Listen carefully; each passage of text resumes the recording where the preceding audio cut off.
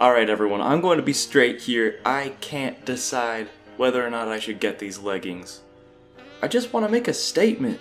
Be bold, look good, and stand out from the crowd, wearing my perfect Lucas Super Smash Bros. Leggings. Let me know in the comments if I should make this purchase. No! For real though, welcome back everyone. It's been a while since I've talked about this series. And if you're a big fan of it, you might like to know that I've been mulling things over. And I think I've decided that if this video does well, I might just primarily become a Mother series YouTuber starting in 2020. So maybe instead of commenting on leggings, let me know if that's something you'd like to see from this channel.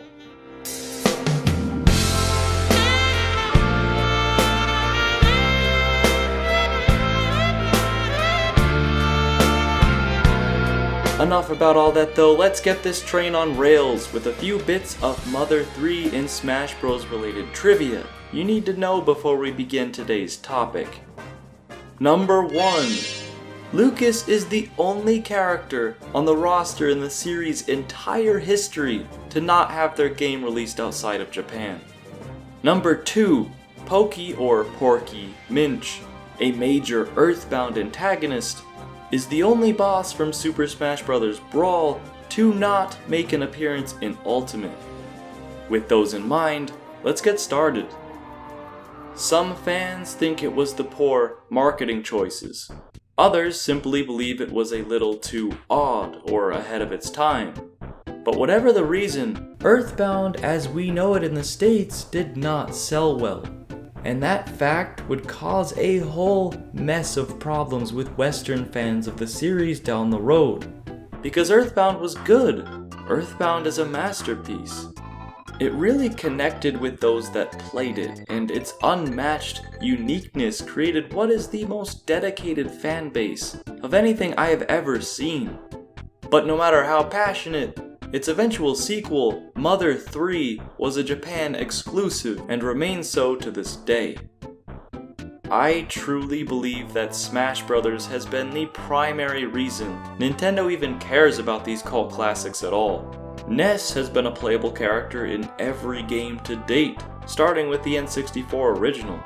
His popularity in these games likely attributed in us finally getting a much demanded re-release, EarthBound on Wii U Virtual Console, and the previously unreleased in English since 1989 EarthBound Beginnings, aka Mother 1.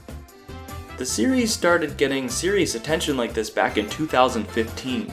Creator Shigesato Itoi made a statement about the original game to fans abroad, and rumors about a Mother 3 localization began surfacing more than ever, and that's saying a lot.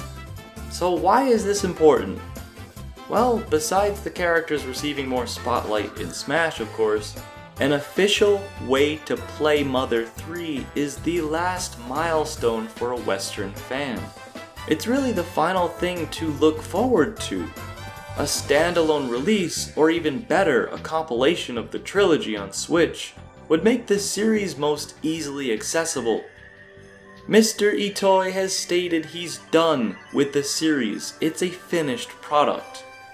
Though if there ever were to be a continuation in some way, he would like to be the player instead, which is exactly the task some fans have taken into their own hands. Mother 4 was looking like a solid, realistic release with a lot of work put into it already.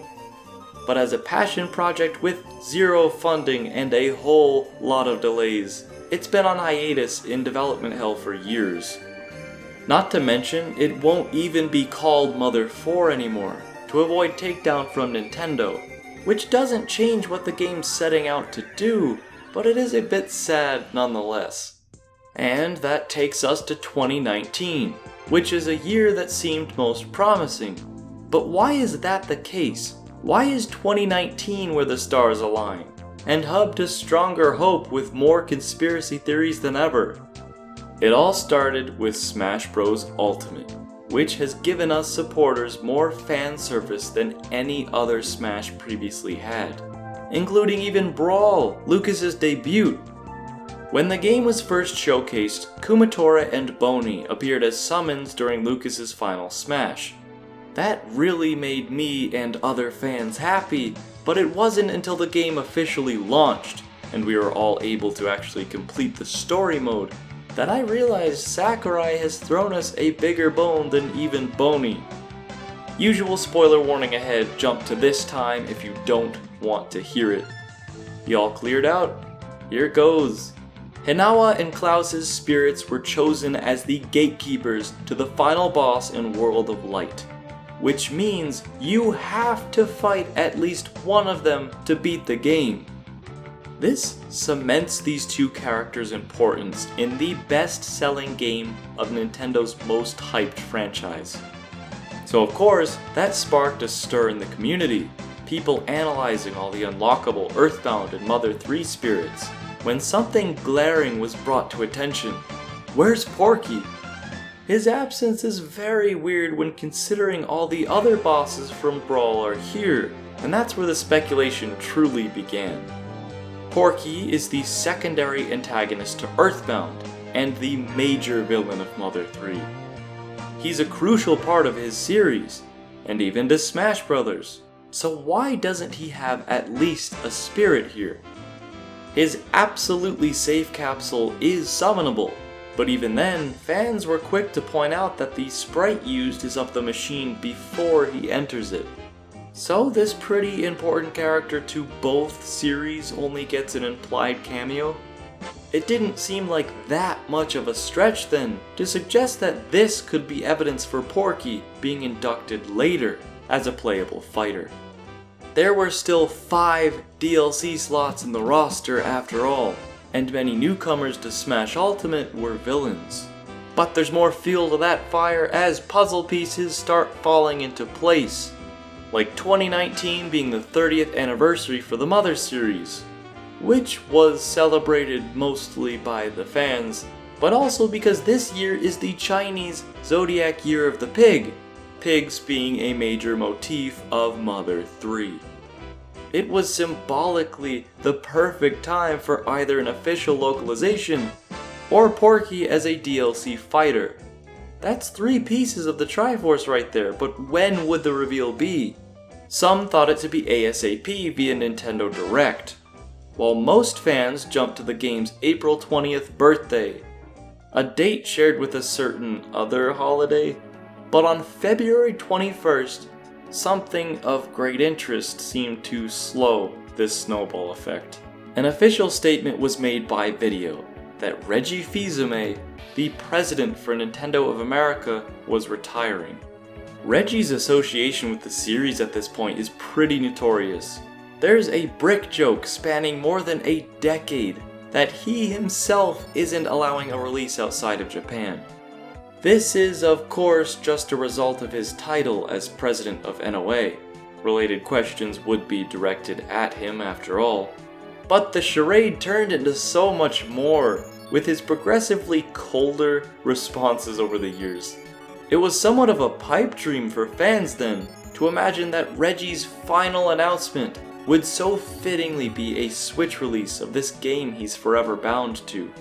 But taking his place is new president Doug Bowser, now inheriting a kidnapped Mother Peach, and likewise any future bombardments of rabid requests. Though with 420 coming and going, Reggie passed down his Mother 3 vault key, and hope for an overseas launch remained docked once again. And let's be clear with that metaphor, I meant docked in a Japanese shipyard, not a Switch console. The Porky reveal was still on radar, but as the year drew, so did that possibility.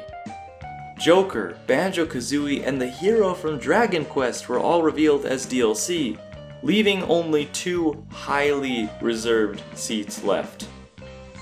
The problem is that every one of these characters are part of franchises that had no representation in Smash prior, which for now seems to confirm a rumor that circulated earlier this year stating all newcomers have no previous ties to the franchise. Of course, that has yet to be seen, and Porky is still possible. I mean, you really have to expect the unexpected with Smash DLC, but it certainly doesn't water the wilting sunflower, so to speak. The hero might have been underwhelming for player bases outside of Japan, but is Porky a character meaty enough to compete with reveals of this caliber? I'm not the kind of person to totally discount something from happening, but I'm also in the camp of not holding out for anything. Simply put, I'll be ecstatic when the surprise comes. I'd be lying if I said I wasn't hopeful.